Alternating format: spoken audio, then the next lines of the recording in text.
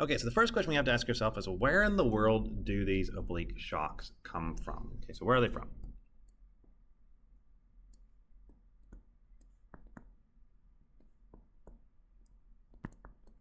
And so there's various ways we can do that. First off, let me just draw the basic diagram for an oblique shock, and then we can go from there. So an oblique shock comes when I have to turn the flow.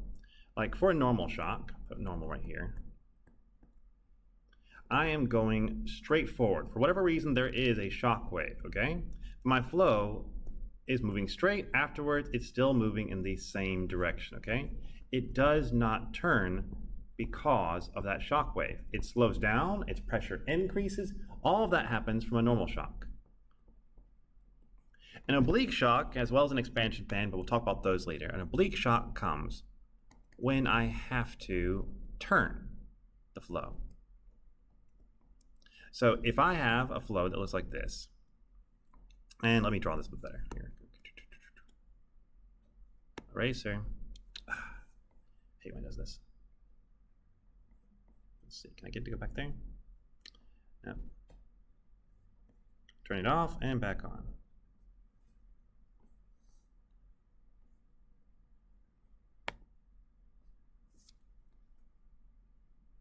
Okay, so an oblique shock, there we go, it's back. Looks like this. So I have my ground here. I have my flow moving this direction. What you realize is it has to turn. It has to turn. It is required to turn by this architecture. And if my Mach number is more than 1, so I'm supersonic, then that means that it cannot do so through information propagating backwards, through collisions and the like. So what I have here is I'm going to have some sort of sudden, abrupt turning. That is a shock wave right there, and it is an oblique shock wave, because what you can see is that it is no longer normal to the flow. It is at an angle to the flow. And it all comes because I have some sort of deflection angle right here.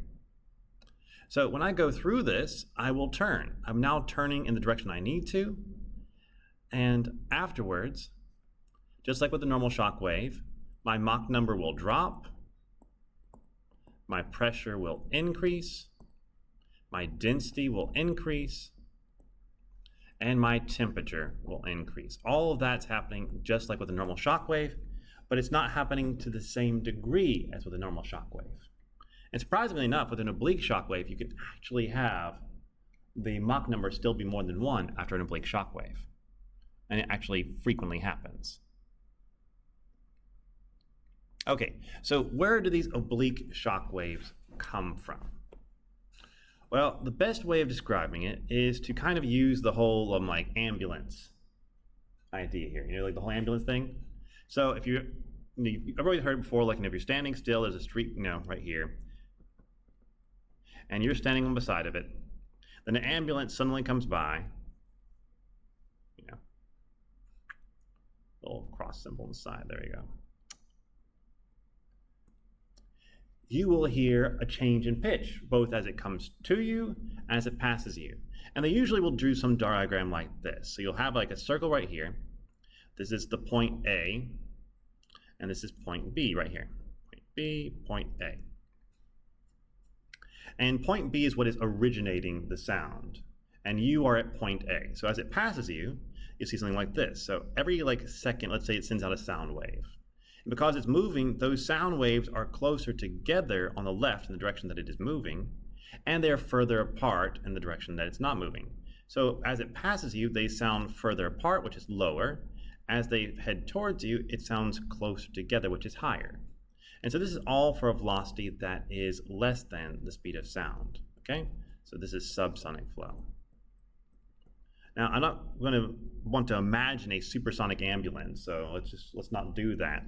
But with a supersonic scenario, we have something different because it is moving much, much faster each time.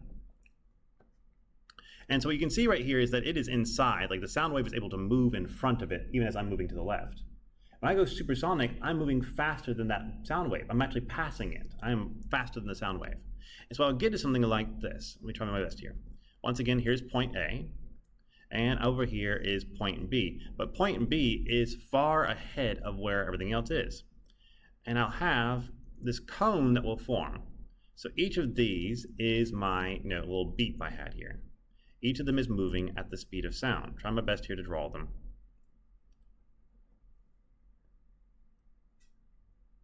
There you go.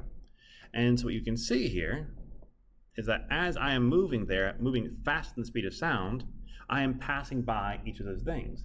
And there is this cone shape. This is 2D, so it looks more like a wedge. So I get the cone shape that forms when I'm supersonic. So my velocity is more than the speed of sound. Now, the cool thing is, this cone shape right here, give it an angle mu. It's called the Mach angle. And actually, you can tell how fast I'm moving based on the shape of that cone shape. So in this case, this case, I'll go ahead and do this and we can talk about it in a minute. Sine of my Mach wave is going to be equal to, so trying to do this well here, let's go ahead and see if we can figure it out. First off, this distance right here is going to be equal to the speed of sound times time. Makes sense. And this distance right here is going to be equal to my velocity times the time. So remember, distance is equal to velocity times time. You learned that in physics 1. So from that, I know that sine is equal to opposite over hypotenuse, so that's AT over VT. Lucky for me, AT over VT, the t's cancel, and so this says that sine of my Mach angle is equal to A over V, and that should look familiar because it's actually equivalent to our Mach number, just inverse. So the faster I go, the smaller this angle will be. The faster I move, the smaller this angle will be. Okay, so if you look at this though, you notice that this angle is obviously not 90 degrees. Unless I am not moving, it will not be 90 degrees. And if it's not moving, there's no shock waves to begin with. So I get these oblique shocks because of movement, because the object is moving, and from that it's going to have this.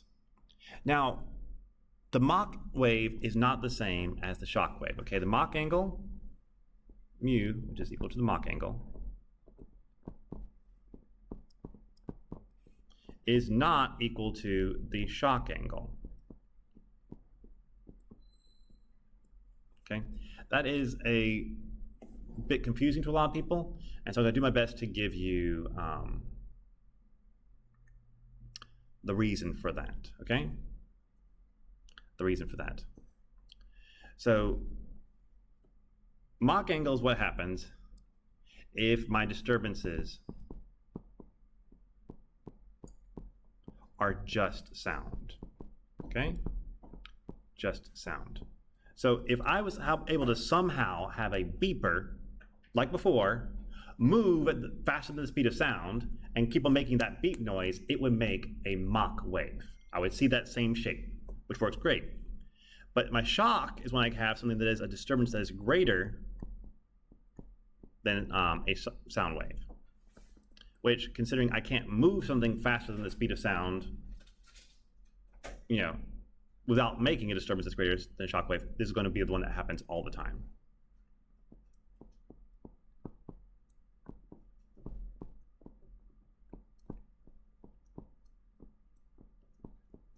Okay, so this is reality right here. This is what we're going to see all the time. Now, it doesn't mean that when the Mach angle doesn't matter. It does. We're going to show an example. I might even do it today just to clarify that, but we'll show an example today of what it is, like when you would see that Mach angle and why it matters. But for the most part, when we're doing problems, it's always going to be the shock angle beta that we care about. And just so you know, as another little detail here, beta is always more than mu, okay? Very little key detail there. Okay.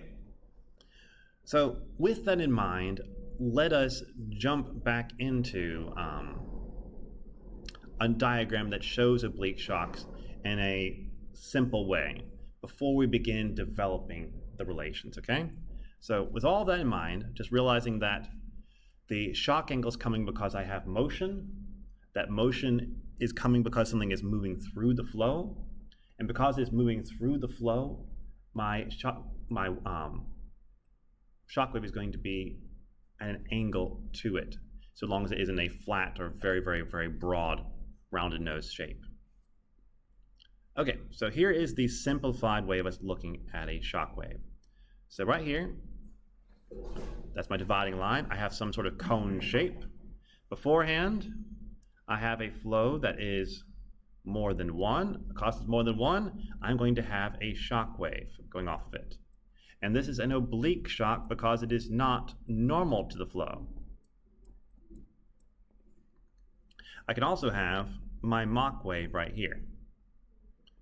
So that's my Mach wave, and this one right here, that is my shock angle, okay? So we have both there.